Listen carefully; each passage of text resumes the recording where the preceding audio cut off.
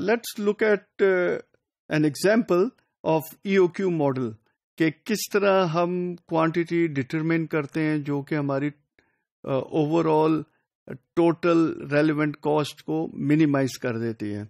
इस केस के अंदर इस कर्व को अगर हम देखें तो इसमें ordering cost this is D/Q multiply by S।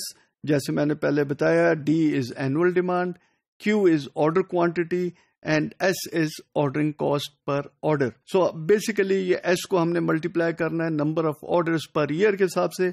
तो number of orders per year कैसे कैलकुलेट होंगे? फॉर एग्जांपल अगर 10,000 की डिमांड है साल की और हम 1000 यूनिट्स के ऑर्डर प्लेस कर रहे हैं एवरी टाइम, तो कितने ऑर्डर होंगे? 10 ऑर्डर्स होंगे और 10 को हम S से मल्टीप्लाई करेंगे तो हमारे पास एनुअल ऑर्डरिंग कॉस्ट आ जाएगी।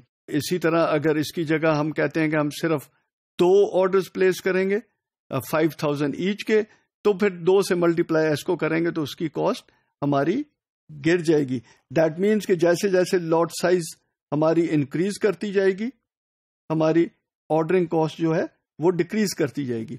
On the other hand this is holding inventory holding cost, meaning कि जैसे जैसे क्वांटिटी इंक्रीज होगी हमारी होल्डिंग कॉस्ट इंक्रीज करती जाएगी। और हमने बेसिकली ये पॉइंट कैलकुलेट करना है which is given by EOQ model and the total cost is the sum of these two cost, that is Q/2 multiplied by H, annual holding cost, plus D/Q multiplied by S, which is annual ordering cost.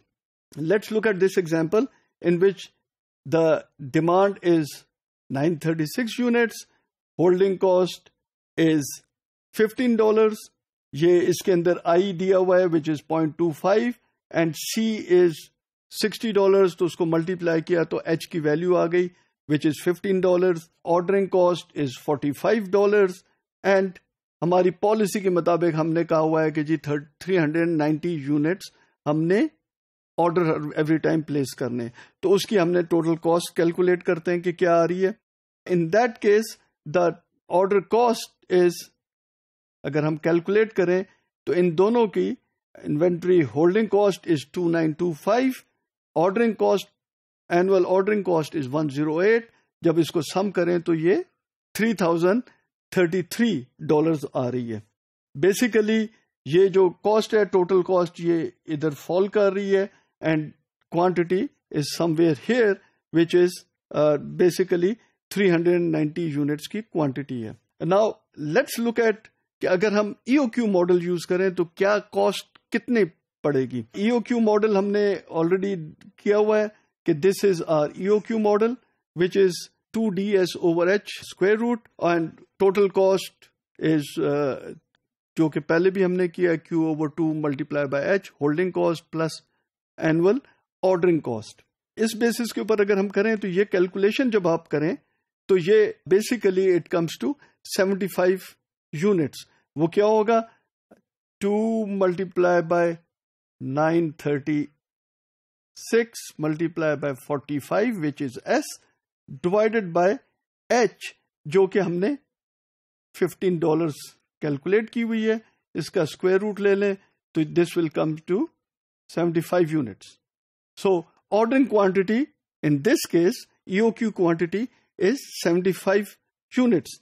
अब इसके base के ऊपर अगर हम अपनी total cost calculate करें तो total cost ये holding cost and ordering cost both are same. मैंने बताया था कि ऑप्टिमम क्वांटिटी EOQ क्वांटिटी जो है वो उस पॉइंट पर है जहां ये दोनों कॉस्ट इंटरसेक्ट करती हैं। दैट मीन्स कि both cost are equal, holding cost and ordering cost. So इधर आपको क्लियर नजर आ रहा है कि ये दोनों cost are equal. That means कि this is the point where we will get economic order quantity और ऑप्टिमम क्वांटिटी। इसकी जो टोटल कॉस्ट आ रही है वो आ रही है 1124। इस बेसिस के ऊपर क्वांटिटी वेरी लो आ रही है 75, कॉस्ट तकरीबन $1,124 आ रही है। अब इसको अगर हम देखें that is lower than the current cost जो कि हमारी 3000 से ज्यादा थी। इधर अब 1124 है और क्वांटिटी हमारी जो हमने पहले रखी हुई थी उससे कदरे कम है। इसको अगर हम देखें तो दिस बेसिकली गिव्स अस कि 390 का करंटली हम जो यूज कर रहे हैं पॉलिसी के मुताबिक क्वांटिटी, जबकि economic order quantity is $75।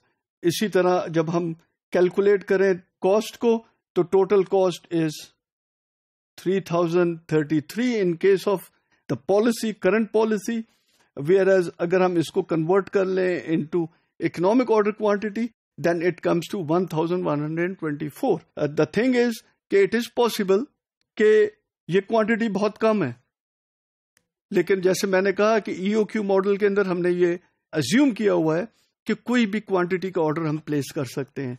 Actually policy के मुताबिक हो सकता है कि कंपनी 390 का कर रही हो, लेकिन उसके अंदर आप देख सकते हैं कि इट इज ऑलमोस्ट 3 टाइम फिर कॉस्ट भी वो इनकर कर रहे हैं।